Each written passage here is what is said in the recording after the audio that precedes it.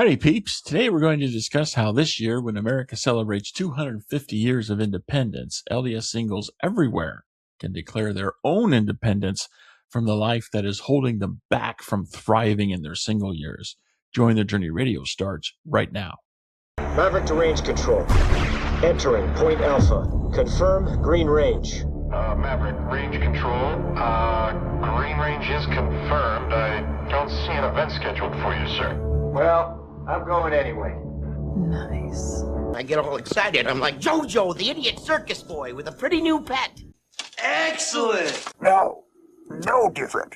Only different in your mind. You must unlearn what you have learned. Are you mocking me? We don't want you to get ruffled. Let's just say I was agreeing with you in a totally unusual way. Remember, all I'm offering is the truth. You can't handle the truth! Now, do you need me to elaborate? Or can we just crack on? And here we go. Hit it!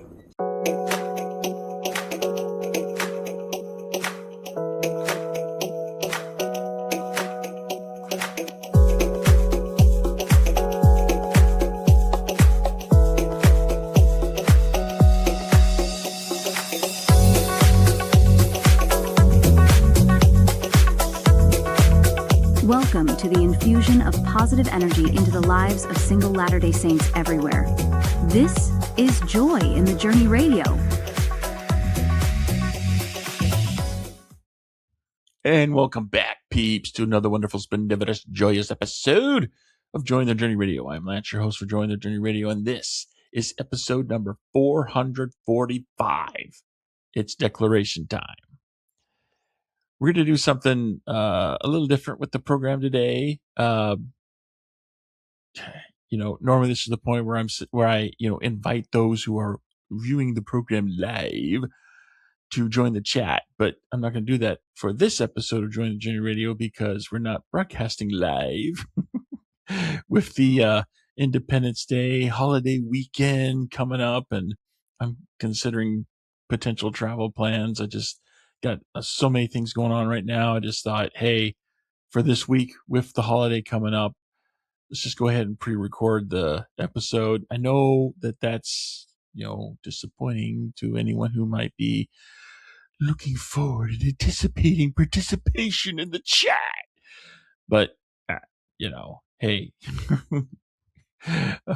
right now I'm a one-man show and I got, multiple pulls on my attention. So, we're just going to have to deal with a pre-recorded episode, but that's okay. I've prepared some fantastic remarks for today's episode. So let's dive into it. But first, since you are actually watching this, since there is no live broadcast, then I know you're absolutely watching this as a video that I'm posting onto YouTube and Rumble later. So, you just leave a comment down below. help us with the algorithms so we can push our content that we hope is very helpful for LDS singles everywhere out to more people so that more people can get help. Pretty simple how that works. So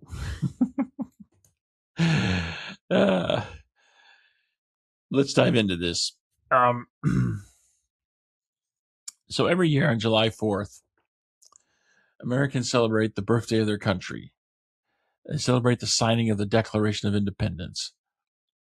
Back in 1776, Americans, well, not all Americans, but there was a very notable group of Americans, let's put it that way, who felt abused by the British, and they saw no other recourse to end that abuse than to break with the mother country. And so that's what the founding fathers did. They broke from the mother country. In Jefferson's words, with a firm reliance on divine providence, these 56 men who signed the Declaration of Independence mutually pledged to each other their lives, their fortunes, and their sacred honor. Unsurprisingly, the mother country felt that these men were committing treason, and the British proceeded after them accordingly. But after 7 years of pig-headedness on both sides of the fence, quite frankly, the British tired of fighting the more stubborn Americans and relented. Now, that's an important aspect to remember. Americans like to tell a very mythological version of their country's founding. In that version of the story, everyone rose to the challenge, and through divine providence, a new nation was born. Well, indeed, a new nation was born. And there were many moments during the Revolutionary War when heavenly help did come and save. But there was only about, 10% of the country that were devoted to the revolutionary cause. And those Americans did not so much win the war as they did outlast the British. I mean, we were simply more stubborn than they were. So, it's not like we won anything. It's just like they just gave up. And even then, it's like the war wasn't really over because tensions flared up back again to bring up about the War of 1812. And then, the British came in and did some things they didn't do before. So, yeah. So there it is. But I mean, even that war, the War of 1812, that ended the same way as the Revolutionary War. It went on for 3 years, and then they just realized, hey, we're tired of this. The Americans were tired of it too, but we're just more stubborn than the British. It's like, okay, how long you want to put up with this? Because we'll go the distance. We will go the distance with you, and then some. And so the British just decided, just let them be. So, yeah, we were just simply more stubborn than they were. But be that as it may, we'd given birth to a new nation. We defended that nation. We championed that nation. Now, many LDS singles find themselves in a similar situation. Now, that may sound strange to you. Others, in the audience may think I'm just saying that to be controversial so I can get views. They don't know me that well if that's what they're thinking, because I call things as I see them. And what I see here is a metaphor that can help LDS singles everywhere, no matter what country they're from. So I say again, LDS singles find themselves in a situation similar to what the American revolutionaries found themselves in. They can feel themselves abused by the vicissitudes of life, be they setbacks in society or disappointments in dating or disillusionment in the death of a loved one or the lingering loneliness of living alone or the ever-present responsibility of raising children alone. I mean, there's many ways that you can feel beat down. And, many in this situation yearn to break free and live independent of their challenges, just as, some of the American colonists in 1776 yearned to break free from the British and the challenges that they faced under British rule. So if you feel that what I'm describing describes you, then it's time to declare your independence and break free. Now, you're going to have to work through a war of your own, just as the founding fathers had to work through theirs. But in the end, you can stand tall, having given birth to a new you that you've defended and championed. This year, America celebrates 250 years of independence. This year, you can celebrate your own independence. For you, today can be the first day of a new you. It's declaration time.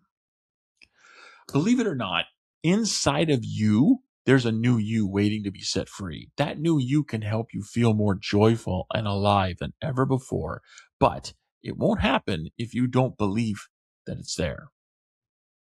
So that's the first thing that's tripping up most LDS singles who want to change their lives and declare independence from a life that they don't want. I simply refuse to believe. They persist in holding firmly to faulty assumptions that hold them back. They insist the future can't be different than their past, or that they just aren't good enough, or that all the good ones are gone, or whatever else their brain can use to convince them to maintain their status quo. They use their life experience as evidence that the life they want simply can't happen for them. Instead of believing that a different approach could bring them different results, they choose imprisonment in the less than acceptable life that they've always had. In short, they choose not to change the way they think. They continue whatever habits they presently have that deliver their present reality.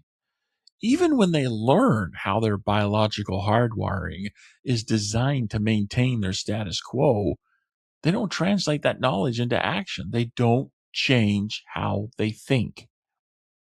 Now, that doesn't have to be you. There really is a new you inside of you, but it can come out on its own, well, only with your permission. Because unless you make the choice, unless you give it consent, it's not going to come out on its own. It needs your consent to be released into reality. And you'll never give birth to that new you and bring it into your real life until you change the way you think. When you change how you think, it's easier to change your actions and with them the results you get in life. But that's just the first step.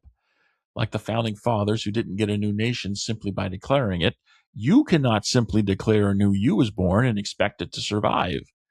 You must fight to defend your new you. Now, your first and most formidable enemy will be you. Your brain is naturally hardwired to maintain your status quo, and your brain does this by operating out of habit. So your current results are consistent with your current habits. And that means if you keep doing what you've always done, then you'll always have what you got. To get what you've never had, you must do something you've never done. Unless you embrace different habits, you'll never get different results. Now, your second and not quite as formidable, but still threatening enemy is other people. We're all biologically hardwired to get our sense of normal from those around us, and we all want to be normal. So, when you declare your new you and embrace your new you, you threaten other people's sense of normal. They intuitively feel the need to change themselves just to be normal. And most people don't want to do the work that involves. They find it easier to bring you down so they can feel normal just as they are. Okay? So what's playing out here is these people that are obstructing you from having this new you, they too have biological hardwiring that's urging them to maintain their status quo. So when you declare your independence from your old you, you're inadvertently, hopefully it's inadvertent, you're inadvertently rocking their boat. You're threatening their status quo and their biological hardwiring that's encouraging them to maintain their status quo. That becomes your enemy to change. That's why defending your new you is no small task. It's a constant daily fight, and it's a fight that you'll eventually lose unless you champion the new you. Now, what does it mean to champion your new you? Well, you must celebrate your victories, no matter how small they are.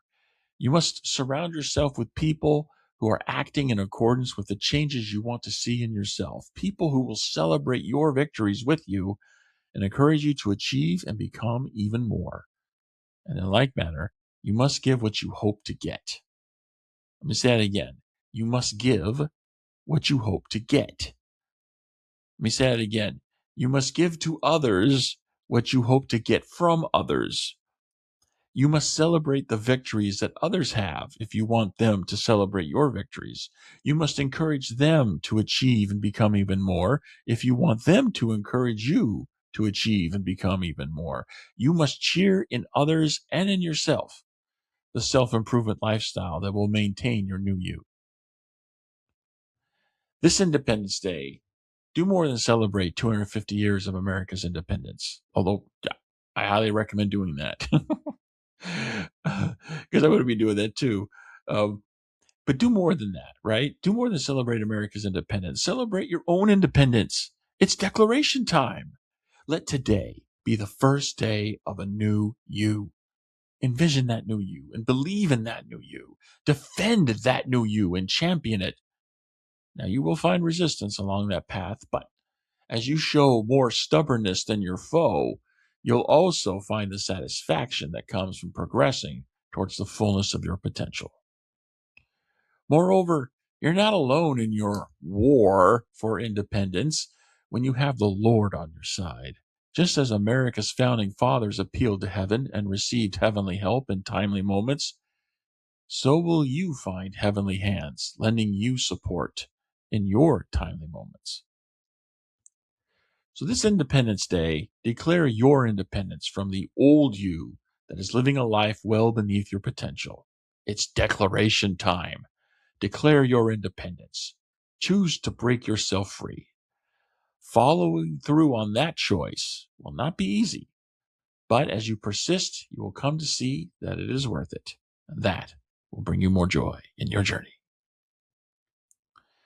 Well, peeps, that's all for this episode of Join the Journey Radio. I was thinking about introducing a section of another segment of the world of Ted. And I was looking at some different articles online, but then I thought, you know what, with the holiday season this weekend, let's just cut this short.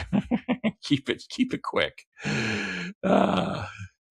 So yeah, that's all we got for this episode of Join the Journey Radio. Thank you everyone for joining in today. If you have something you'd like to say about today's episode, then please leave a comment down below the video. And if you have a topic or a question that you'd like us to see addressed in a future episode of Join the Journey Radio, by all means, leave that comment down below. If there's something we can do to help you overcome the challenges of LDS singles life, yep, you got it. Leave your comment down below. Or if you're more introverted and don't want the world seeing the comment that you have to share with us, then please go to our website at jointhejourneyradio.com. Find the contact page there, and on the contact page, you will find a form that you can fill out and send to us. And that way you can say your piece and the world didn't need to know about it. So, for those of you who are extremely introverted, we love you too. As always, don't forget to like, share, subscribe to our content, just all that stuff that's going to help the algorithms get more of our content out to help other people everywhere, because we really are all in this together. So let's help one another out and do the little things that can help one another out. And one of those little things is liking our content and subscribing and sharing our content. It's just little things can go a long way. So there you have it, peeps. Until next time, this is your host reminding you there's joy to be had all along your journey. But take that joy and journey on.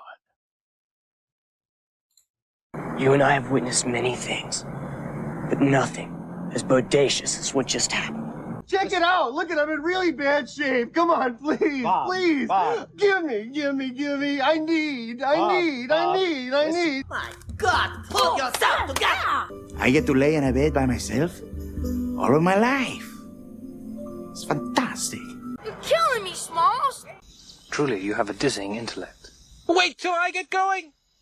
Where was I? Suck it! Run away! Bye-bye, boys! Have fun storming the castle! Think it'll work? It would take a miracle. Bye-bye!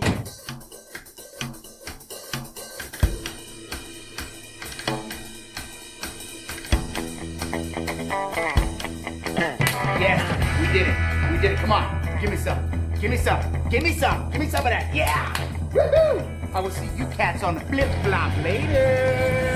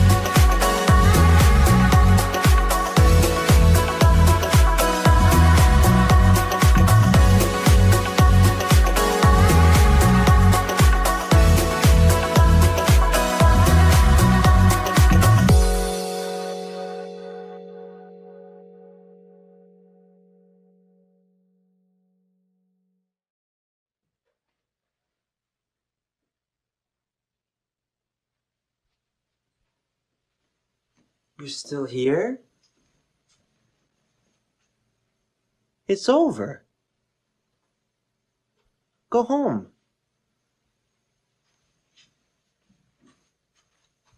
Go.